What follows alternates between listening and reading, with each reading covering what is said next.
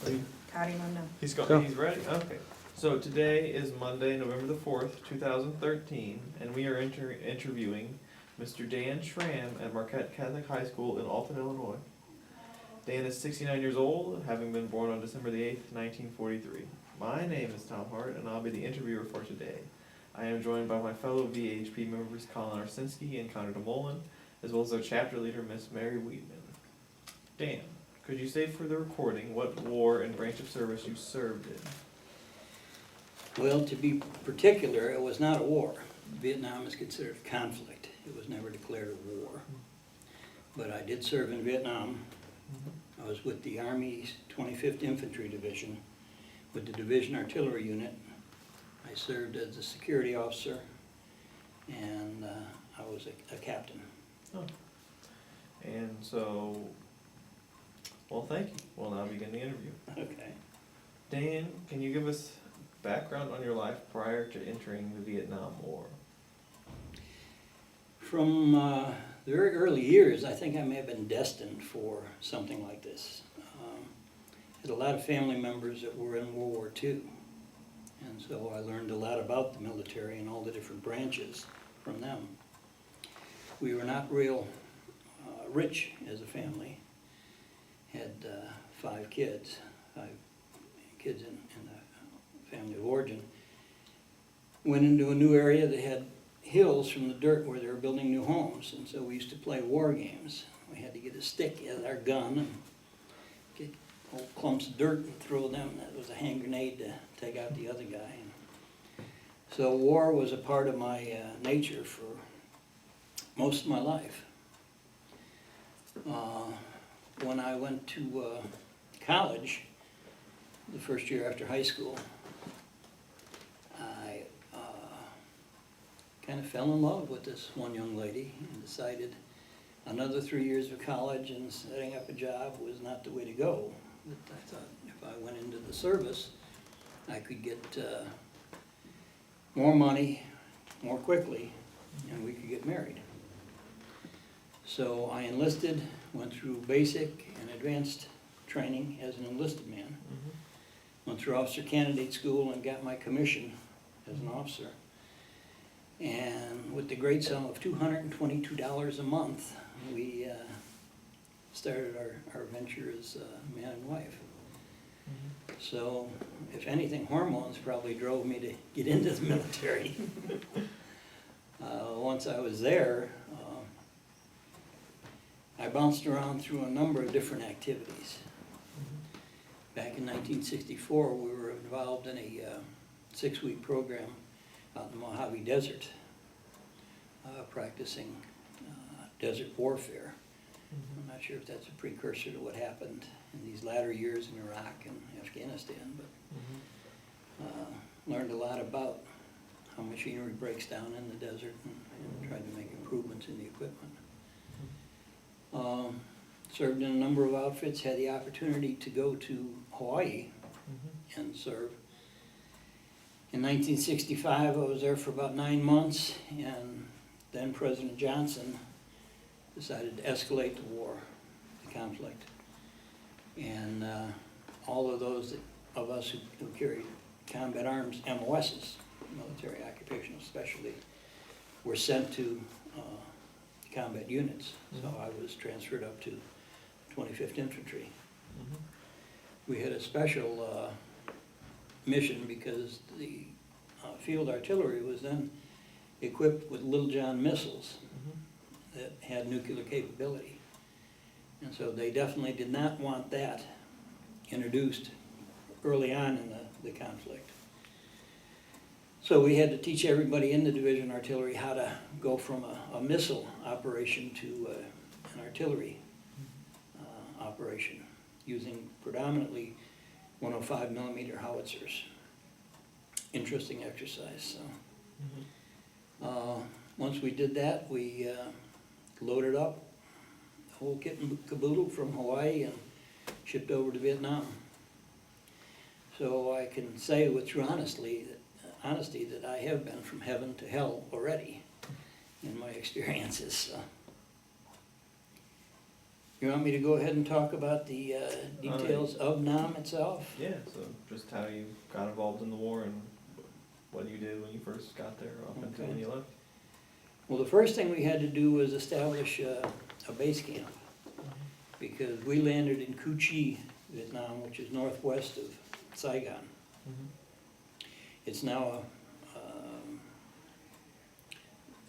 what I call North Vietnamese, but it's just a Vietnamese military camp now, since the country was given over to them.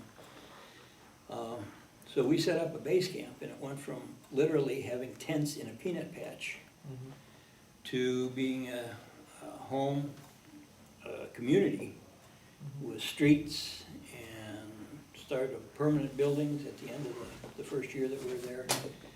We had an airport Mhm. and housed a little in excess of 25,000 people. And that was just the 25th location there for the 1st and 2nd brigades. Mhm. The 3rd brigade was up in Pleiku, and that's the outfit that Oliver Stone made into the movie Platoon. Oh. So that was based on the operations of the 3rd brigade up in Oh, okay. Pleiku. So for the first year you were in Vietnam, was it relatively like a peaceful experience that you guys had the ability to build up, or No. was there a lot of fighting as When construction was going on? we landed in the peanut patch, there was these things popping in the ground. And I looked around and I said, what in the world is that? I thought some kind of strange insect. Mhm. And no, it wasn't. It was spent bullets that were coming in. We hadn't heard the report from the rifle going off, but the bullet had traveled far enough that it wasn't dangerous, but they were aiming at us and it would pop and kick up the dirt. So, yeah, from day one, we were being shot at or mortared or having booby traps or what have you. It was rare that those of us with combat arms experience spent much time in the base camp. The engineering group built it up, put things up. We went from a one-man pup tent Mhm. to tents that were basically built to house 8 folks. Each of our individual spaces were about 8 foot by 8 foot. We put our bunk in there, foot locker in there, wall locker in there, bookcase, a couple other things, and didn't have a whole lot of room. The climate was horrible, very high temperatures all the time, very high humidity. And then when the monsoons came in, the water level for the whole country, the water table for the whole country, is only a couple foot above sea level. Mhm. And so we had to put pallets out to make sidewalks between different buildings, otherwise you'd be walking through water all the time. So it got to be relatively more convenient as the engineers did their job.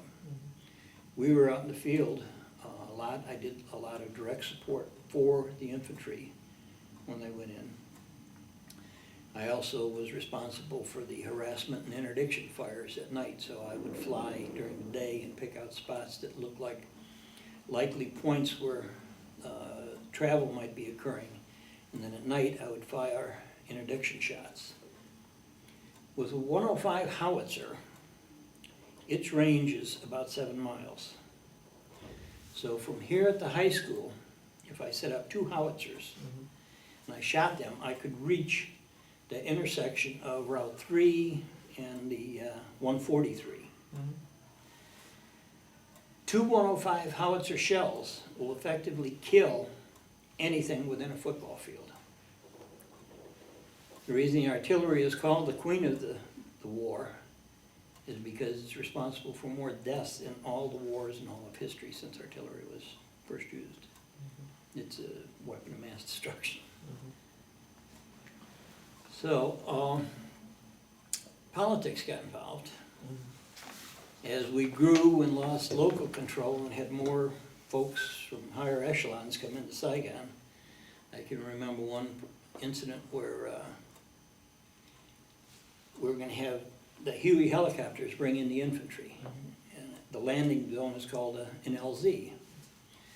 And one of my jobs was to be out there and softening up the LZ. So I would shoot artillery around, you know, and tree lines to make sure there weren't, you know, ambushes set up and whatever. Well, I started getting secondary explosions, which means it was probably an ammunition cache down there. And if there's ammunition, that means there's other troops there guarding it. So I start pounding the area heavier. Well, some young buck from Saigon gets on the radio and says, "Be aware that you are about to exceed your daily limit on ammunition." And very ingraciously, I said, "If you would like to get your ass out here and get on one of these helicopters with the infantry, I'd be glad to stop, and then you take on whatever's out there. Otherwise, get the hell off my back." I was trying to be as gracious as I could with troops that didn't know what the hell they were doing. Yeah. So we lightened it up, and you know, there were no ambushes, and the infantry were able to get in there and sweep the area. So when the infantry arrived, did they discover that you had destroyed effectively like a ammo? We destroyed some of it, but they found a huge cache. So we were able to recover or destroy the ammunition so that was not available to the enemy then. Yeah, they had a strange way about them. Back in Saigon, you know, they would look at things with such clear perspective. Those of us in the field obviously didn't know what we were doing, because one time I was with a mech outfit, and I was driving in my armored personnel carrier, and we had a couple tanks attached to us, and it was a line of APCs. It was a mechanized infantry outfit. And we started taking fire, so we just buttoned up with a small arms fire. And it just, you know, we have 4 inches of armor plating, so it's not going to bother us. But we didn't like the idea of somebody shooting at us, and so we said, called in and said, "We would like to return fire." It was supposed to be a pacified area, which meant that there was friendlies in the area. I didn't like the idea of friendlies shooting at us. So, they came back and said, "No, that's pacified. You cannot return fire." Luckily for us, one of the tanks lost control, unfortunately for the enemy that was firing, and he drove his tank through the hooch. But we followed orders and never returned fire. You find in war that you do some things that you have to do to get through the day. Yeah. Some of the things that trouble me were how evil the enemy was. And I don't say that strictly from a moral stance, I say that from facts. They thought nothing of hiding behind women and children and firing at us, trying to get us to either take, you know, casualties of innocence or to, you know, make their escape. One instance, we came in and the medics gave inoculations to kids in the village because there was one of the diseases making the rounds. Well, that night the Viet Cong came in and asked their local spies, "Okay, which kids got this?"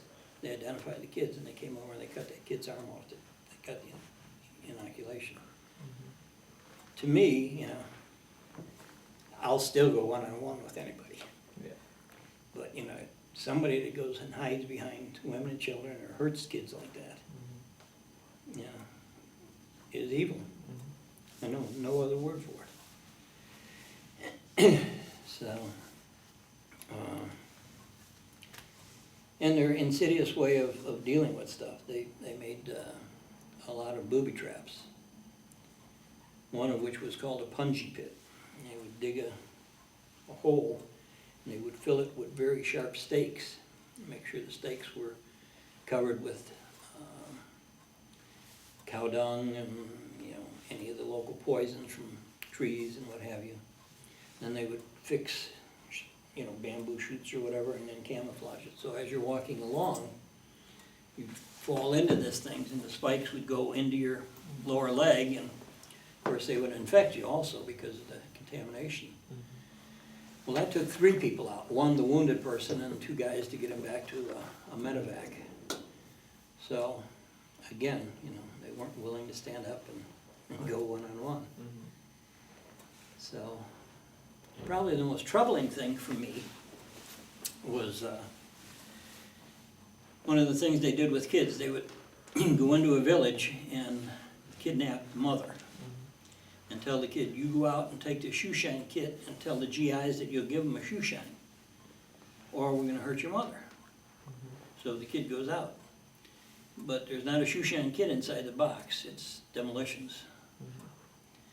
And so one of the orders that the officers had were that we had to draw down on a child that came up like that and tell them to back off or we're going to have to shoot. You know, it's a terrible quandary because you know that they're not doing it voluntarily. Yeah.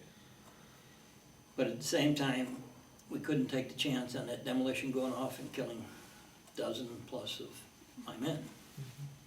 So, luckily I never had to do that. But it still haunts me with the number of times I had to draw down on them. The kids always backed off. So, you get nightmares from things. I don't know how many people I killed. I know it's in the hundreds, and probably over 1,000. And the ghosts sometimes come back. Not in the way of being scary, but you know, the remembrance that there was somebody's son or somebody's brother or somebody's husband, somebody's father. So, the older you get, the mellower you get. That's the way it's supposed to be, I think. So in retrospect, you know, what I was doing out of anger back then, because a lot of times they would take our guys out and we would go out and exert our revenge. So, scary. So, were you always based out of the same, like, base camp, or did you guys ever move forward or back?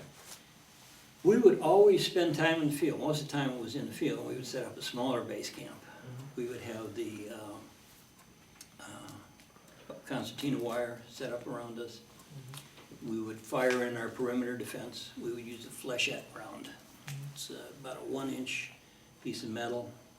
Looks like a mini missile with fins on the back. And in one round it has thousands of those, and it absolutely cuts down trees and saplings and anything in the way. So we had a clear range of fire to take anybody that was coming on. We used to use geese in between the concertina wire because dogs would tend to fall asleep. Geese, being lower on the food chain, were more awake and more alert.